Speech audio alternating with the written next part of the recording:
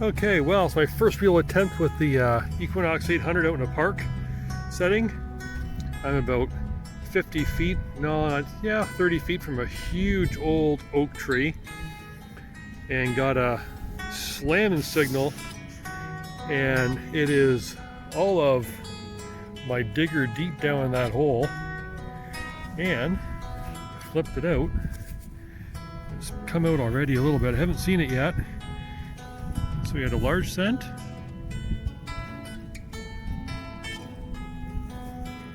Yes, we do. Yes, sirree. Yeah, beautiful. Looks like a 1918 Canadian large scent. Right on. Oh, that's awesome.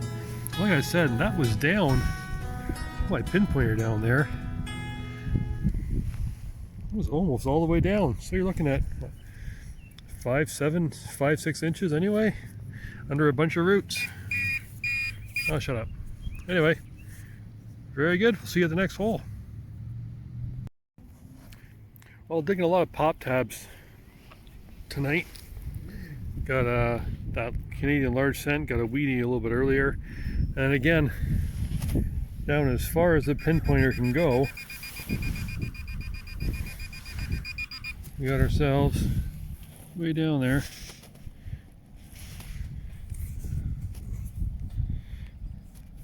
Yeah, it's pretty cruddy, but it's a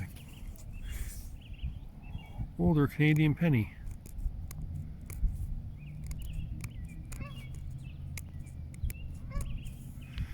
Not sure if we can get a date off of that or not.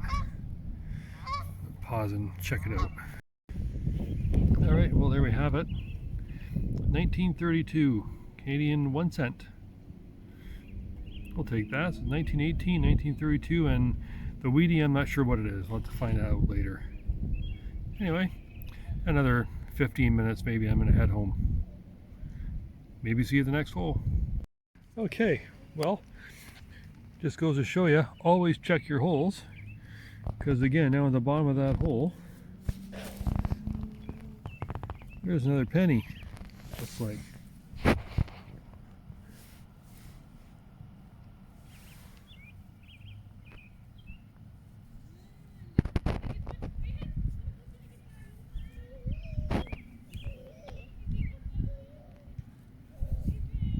And we got a weedy.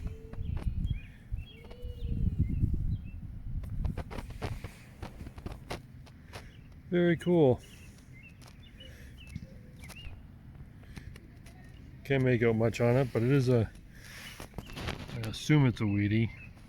Might just be a Lincoln. We'll see. Anyway, on to the next hole. Okay, well, we're getting the hang of some of these tones with the Equinox. It's got this wheat scent. It's down about 4 or 5 inches, I guess. Really good shape.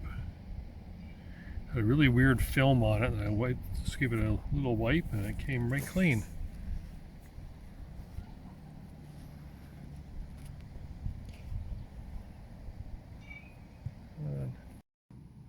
Here's the imprint from that wheat scent. How cool is that? Hey, good afternoon everybody. Just thought I'd give a little quick update before I got too far carried away here. We've been graciously given permission from a friend of mine to detect their property out in the country. And I've been out here maybe 10 years ago and got squat. I know somebody else has been out here and just got a handful of nails, but the house was built in 1908. Not sure what was on the property before that, if anything, but anyway, it's really at least 100 years old, just over. And yeah, so Dad's on his way. I've been here for maybe about a half an hour, Doug. Part of a shotgun shell, a piece of a pie plate, a bunch of garbage. But I'm confident we're going to find something today. So on that note, we will either see you on the next good hole or the next bad hole. Whichever way, we'll see you in the next hole. All right, so we're going to try something a little bit different today.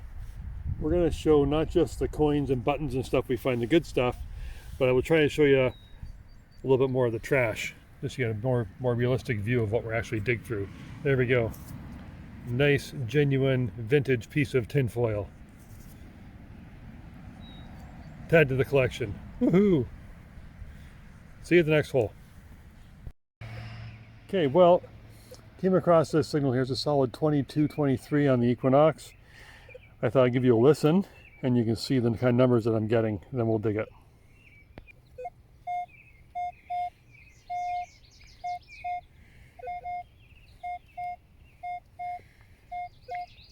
I'd say dig that.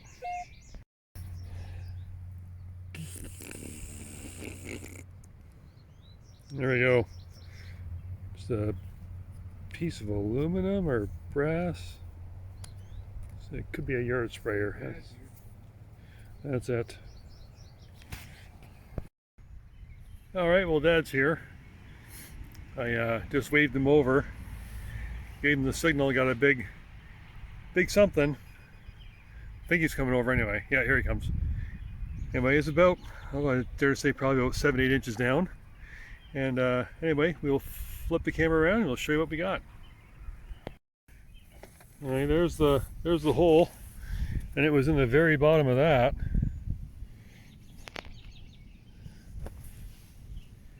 Yeah, right here, you got some roundness. Oh yeah.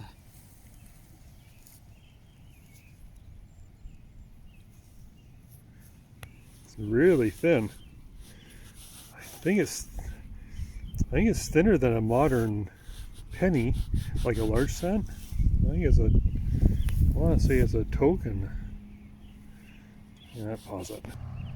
Well, I want to say you can see a bust on this, but that's pushing it. I don't know. It's pretty smooth. It's really smooth. Either way, it's definitely an early copper. Son of a gun.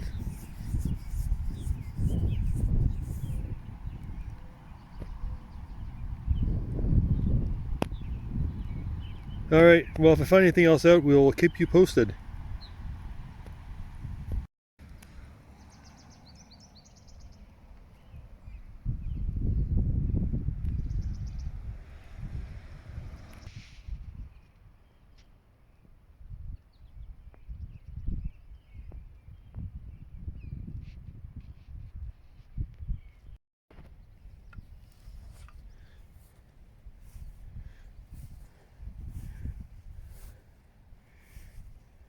No treasure?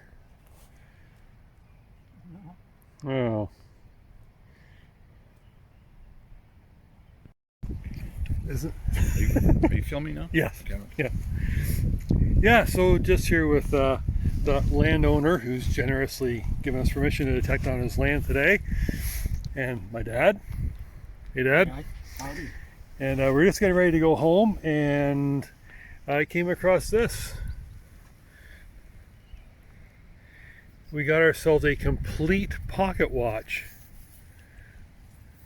That's incredible. Usually you'll find part or half or the guts or something. Yeah, I mean, it's in pretty rough shape, but that is something else. Look at that. Ha! All right, well, there we go.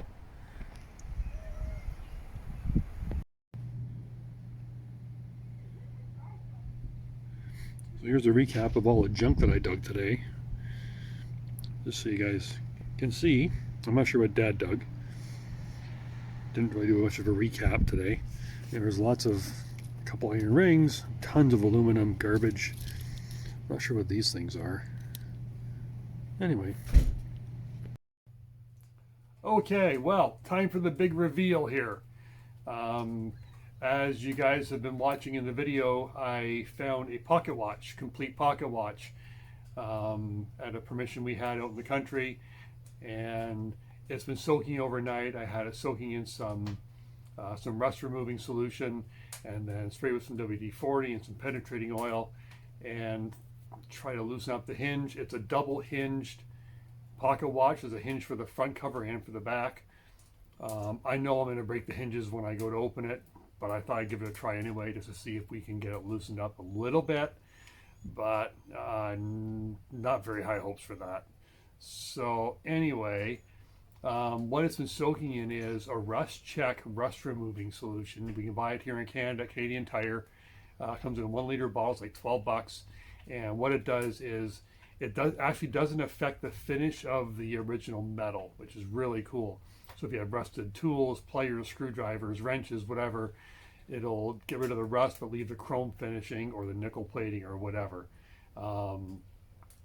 Anyway, so yeah, I thought that'd be the best bet for this pocket watch. So I let it soak in there overnight and was able to scrub it up quite a bit with a brass brush. And I'm not sure if it's copper or brass. I don't know. Kind of stupid, I know, but I'm not sure what it is. Maybe somebody can give me a pointer on it when you see the video. What I'm hoping for is that there's going to be some kind of an inscription or a name or a serial number, patent date, manufacturer, something on the inside of this watch. I mean, I'm guessing it's about 100 years old. It's got some fancy on the outside. Anyway, we'll open up and see what we got. Like I said, I'm positive the glass is going to be broken because water would have got in over time and froze and cracked. But anyway, we'll enough of the talking. We will flip this camera around and we will get to the opening. Wish me luck. So you can hear my little wood stove going in the background there, out in the man cave. These are my tools of choice today. I'm trying to keep these guys in the camera. I'm not sure if I'm able to do this or not. Just a couple different screwdrivers. I'm hoping that this one here will be the best. Just a super fine tip. And yeah, we'll get started. Put my glasses on.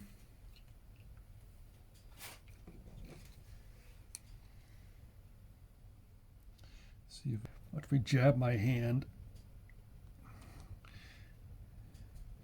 If I do slip and stab myself, can somebody please call 911 for me? Oh, man.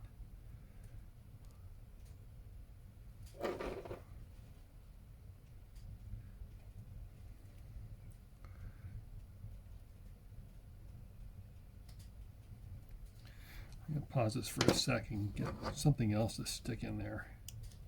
All right, we're back. So what I've done is actually centered myself on this little stain in the table. So I know if I keep that watch around that circle, it'll be in the camera. Yeah, I'm a thinker. What can I say? Anyway, so I got this guy here. And look at this scraper. I must come from a garage sale. I've hung on to this thing for years. And no one else is going to care, but I think it's pretty darn cool. It's just, there's a lot of character in this guy. It's got a maker's mark and a name. I'm going to have to try and do some research on that. This is really cool. I know it for years. Now it's finally got a purpose. Okay.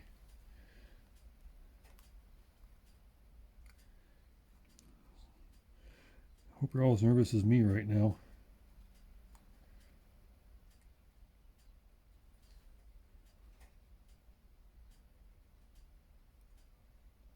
Ew. But the hinge still works. Oh, this is awesome. Like I said, we knew the glass would be broken. That's fine. Here's a little piece of the arm. Oh, no, never mind. That's gone.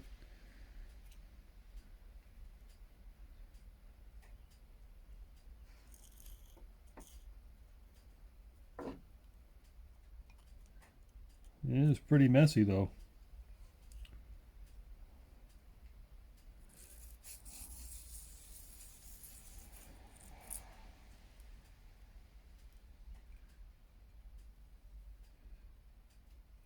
Look at that.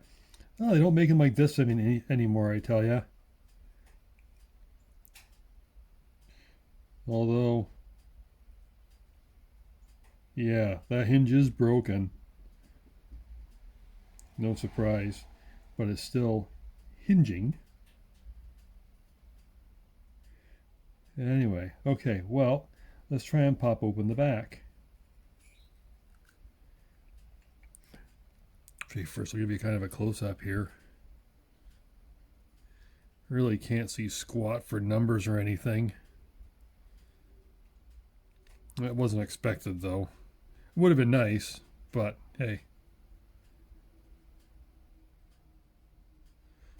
Hopefully we can see some identifying marks on the inside back cover.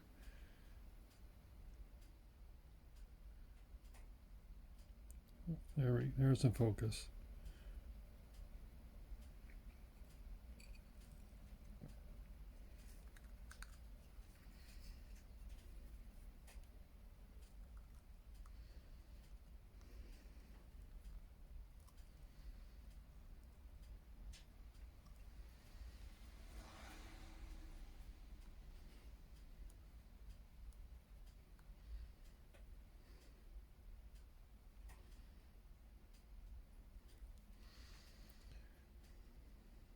Friend of mine said I needed to have the big reveal like the televised Geraldo Rivera episode.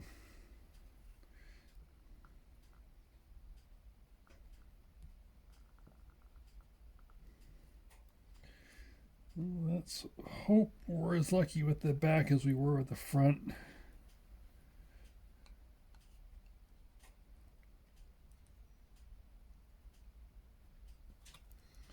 It's trying to give way.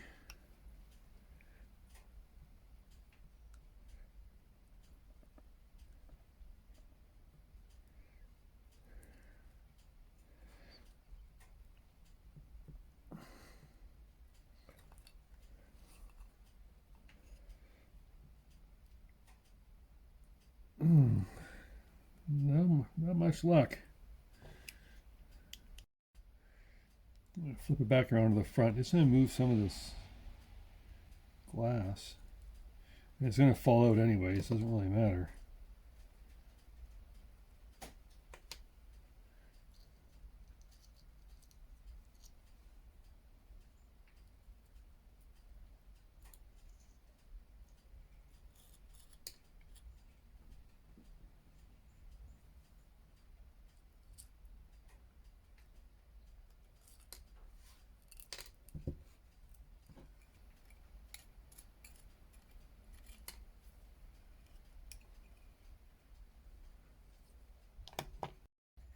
Okay, we're back.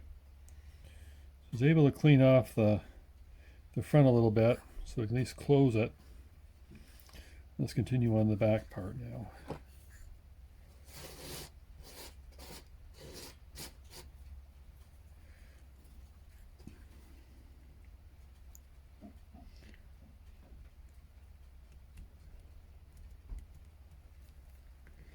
Like I said, we're just hoping for a serial number or a name or something on the back of this.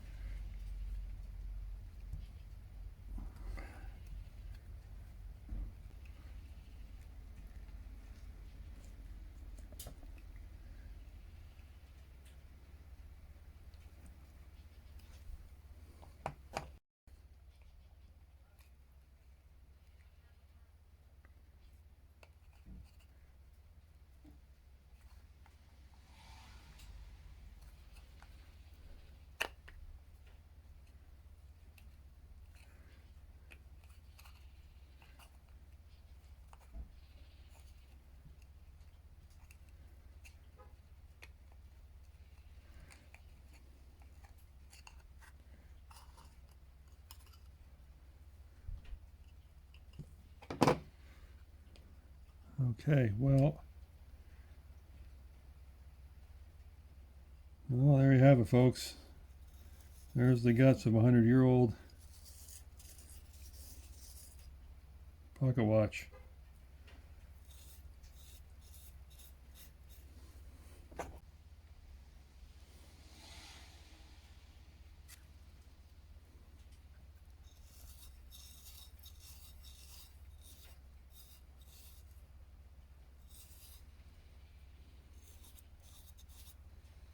There's some writing on it.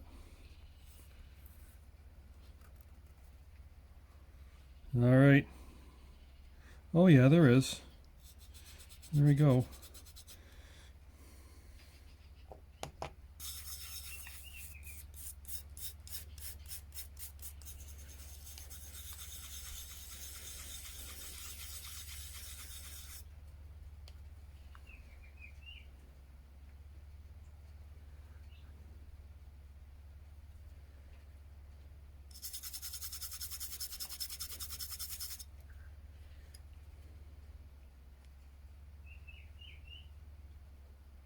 Is that Tiffany and Company? No. Ha ha ha.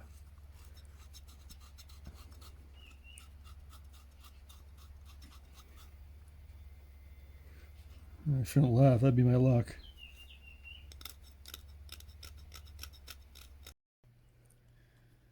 All right, guys. Please don't be cursing me because I broke that top off because I feel sick to my stomach already. Anyway, what I've been able to find, I'm not sure if the camera's going to show it. Oh, probably will. Swiss Watch Company. I'm not sure what that is below it. I'll have to find a way to reattach that piece back on there.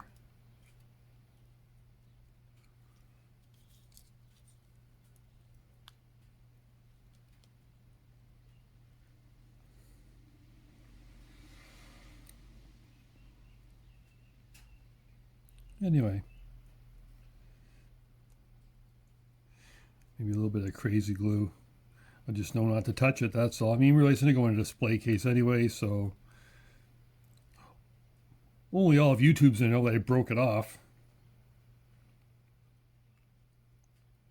And there's no point in taking off that back cover.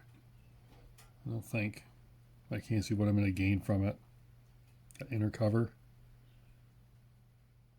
Anyway, that's all for now. Thanks for watching. We'll keep you posted. Well, we have successfully or unsuccessfully taken apart this pocket watch. Either way you look at it, it's no longer lost in the dirt. It's been semi-saved. I cleaned it up a bit. Okay, the one little piece came off. My guess is it wasn't very stable to begin with. I just helped it along a little bit. But either way, it is really cool. We were able to clean it up, open it up, the front and back, as you saw, and yeah, I'd say it's a success. We'll glue that piece on and put it on display, and we'll go from there. So anyway, that being said, I'm going to flip the camera around, show you a little bit of the finished product for the watch. I'm not going to go any further, and yeah, so that's it. As always, everybody, thanks for watching. Please like and subscribe, and follow us for more videos in the future. Hopefully we have a good summer once all this COVID bull is done, and we'll see you out in the field. So till next time, see you at the next hole. So here we go. Here's the back. There is a little bit of, oops, there is a mark there that I unfortunately cannot make out. Just have to leave it be. I may just have to settle for the fact that maybe I can't date this and just leave it as is. So anyway, there we have Swiss Watch Company. I believe this is Montpellier. I think I pronounced that right on the bottom there. And we'll flip this around and show you the front, and that's it. Well, there we have it. There's the face. Again, I'm not surprised at the condition of it. I'm actually surprised at how well preserved it is, really. So there, and then we've got the top, and again, there's that mark again. I can't seem to make out what it is, but I haven't looked too darn hard at it yet. So we'll do a little bit more investigating. That's it. Once again, everybody, thanks for watching. And yeah, everyone take care, stay safe. We'll see you next time.